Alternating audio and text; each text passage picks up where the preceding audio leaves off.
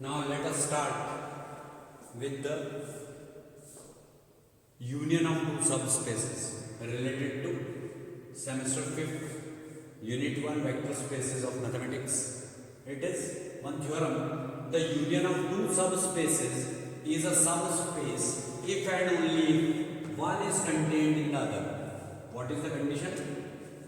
The union of two subspaces, if we take two subspaces, is a subspace. It will be a subspace if and only if one is contained in the other. If one is contained in the other, then only it will be a subspace. That union of two subspaces. Now, proof starts with this. So let us talk about union of two subspaces. It is one vector space V of f, and these are the subspaces W1 and W2. So union means what? Means it will have all the elements of W1 also and having all the elements of W2 also. Then it will be the union. So this complete shaded portion is known as union of two subspaces of this vector space V of f. So let V of f be a vector space. This is considered one vector space, and W1 and W2 be two subspaces of V of f. So firstly, let us suppose W1 is proper subset of W2 or W2 is proper subset of W1. Then W1 union W2 is equal to W2 or W1. Union means what? Or. Union means or. You remember this thing always. Union always shows or in English. This union shows or in English, and it is the mathematical symbol for union. Now, therefore, W1 union W2 is also a subspace of V of f. What it is? W1 union W2 is also a subspace of V of f. Since, what is the condition for this? If W1 is proper subset of W2 and W2 is proper subset of W1, then W1 union W2 is equal to W2 or W1. W1 union W2 is also a subspace of V of f, since W1 comma W2 are subspaces. Conversely, means what? In this case, we can draw it in this manner. W1 is contained in W2. If W1 is contained in W2 only and W2 is contained in W1, then it will be this only. Both W1 and W2 contain each other. Proper subset because it is given. So in that case, what we can say, conversely, now what we have to prove? Because if and only if condition is there, so this conversely we have to take. This one part is over, which is the straight part, that if W1 is proper subset of W2 and or W2 is proper subset of W1, then or W1 is proper subset of W2 or W2 is proper subset of W1, then W1 union W2 is equal to W2 or W1. Therefore, W1 union W2 is also a subspace of V of f. Since W1 and W2 are subspaces, because basically W1 and W2 both are the subspaces. So conversely, now what we have to do? We have to take it in opposite manner now. Let W1 union W2 be a subspace of V of f. Here we have considered W1 union W2 as a subspace of V of f. Then what we have to do? Then we are to prove W1 is proper subset of W2 or W2 is proper subset of W1. Means it is just the opposite manner. There we have taken somewhat and proved another thing. Here the proved part is taken and then we have to prove that part which is given in that part. Okay, in first part. So what we are to prove? We are to prove W1 is proper subset of W2 or W2 is proper subset of W1. We shall prove it by contradiction.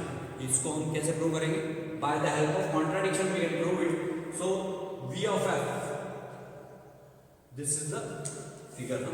You remember this. Suppose that W1 is not a subspace of W2 W1 is not a subspace of W2. Let me rub it. What it is? Suppose that W1 is not a subspace of W2 and W2 is not a subspace of W1. Since, because it is not subspace of W2, W1 is not subspace of W2 and W2 is also not subspace of W1. In that case, what we can write? W1 is not a proper subset of W2. What we can write? W1 is not a proper subset of W2. It implies that there exists alpha is element of W1. Alpha is element of which part? Which subspace? W1. And alpha is not the element of W1. Means it is element of W1 but not the element of W2 because it is not proper subset of W2. Now W2 is not a proper subset of W1. Then it implies that there exists beta is element of W2. Means beta is one element which is element of W2 but beta is not the element of W1. What we can say? Beta is not element of W1 because W2 is not proper subset of W1. These are first and second equations we have considered. Now from first and second we get alpha is element of W1. Suppose alpha is element of W1. It implies that alpha is element of W1 union W2 because in union we have to write all the elements. So alpha is element of W1 union W2. Similarly, beta is element of W2. It implies that beta is element of W1 union W2 both. Okay, or we can say W1 or W2. So again, since W1 union W2 is a subspace, what it is? W1 union W2 is a subspace, and so we have alpha beta is element of W1 union W2. It implies that alpha plus beta is element of W1 union W2. What it is? It is the definition of subspace that if two elements are there which are element of W1 union W2, it implies that their summation alpha plus beta is element of W1 union W2. It is by the definition of the subspace. So it implies that alpha plus beta is element of W1, and again this union symbol is represented by R of English. So alpha plus beta is element of W1 or alpha plus beta is element of W2. If alpha plus beta is element of W1, if alpha plus beta is element of W1, this we have considered, then what will happen? Alpha plus beta minus alpha is equal to beta. Suppose we subtract alpha from it, then beta will be there. So beta is element of W1. It proves that beta is element of W1. Since W1 is a subspace, how we can write it? That W1 is a subspace. So if we subtract one element from it, that is alpha, we will get beta after subtracting alpha from the alpha plus beta. Then beta is element of W1. Since W1 is a subspace and beta is element of W1. Why we can write this? Because W1 is a subspace and beta is element of W1. Beta is element of W1. But from second, see second part. Here it is clearly mentioned that beta is not element of W1. So, but from second we see that beta is not element of W1, which is contradiction.